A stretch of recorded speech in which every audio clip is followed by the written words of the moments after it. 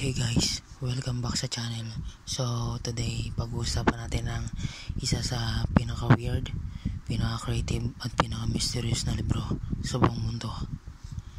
Ang pangalan nito ay Codex Siravianus. Kung ngayon mo lang narinig yan, don't worry, dahil kahit matagal na itong na-publish, hanggang ngayon sobrang konti lang talaga ang nakakaintindi, o dapat ko bang sabihin walang nakakaintindi. So, ano nga ba ang Codex Siravianus? Ito ay isang libro na ginawa ng Italian artist na si Luigi Serafini noong 1970s. Para siyang encyclopedia, pero hindi ordinaryong encyclopedia.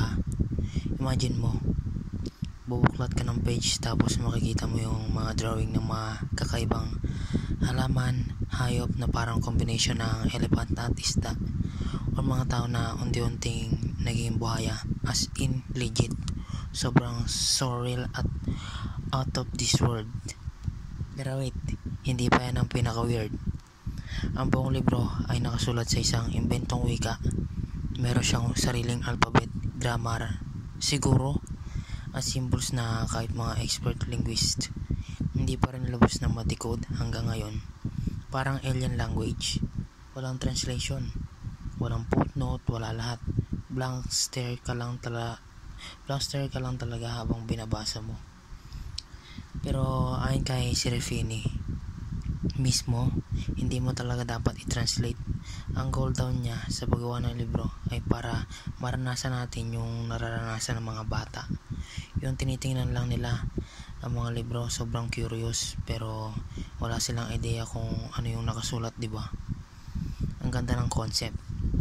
So in short, Codex Siravianus is not meant to be understood. It's means to be experienced.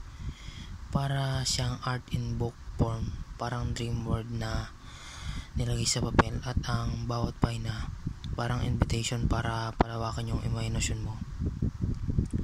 May mga theories din na baka may secret raw yung language, baka encrypted, baka may hidden message.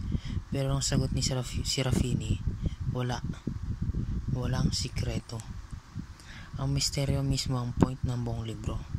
Over the years, naging cult classic ito. Maraming artist at thinker ang na-inspire sa kanya. Sobrang unique, sobrang expressive, at kahit walang translation, mararamdaman mo talaga yung effort at creativity na pinuhunan sa bawat pahina. So kung mahilig ka sa kakaiba, mystery at artisy ng mga bagay, Codex Siravianus is definitely worth checking out. Kung nagustuhan mo ang topic na to, give it a like, comment, ano sa tingin mo ang meaning ng Codex, and of course, don't forget to subscribe. Marami pa tayong pag-uusapan na weird but wonderful. Kita-kits ulit sa next video.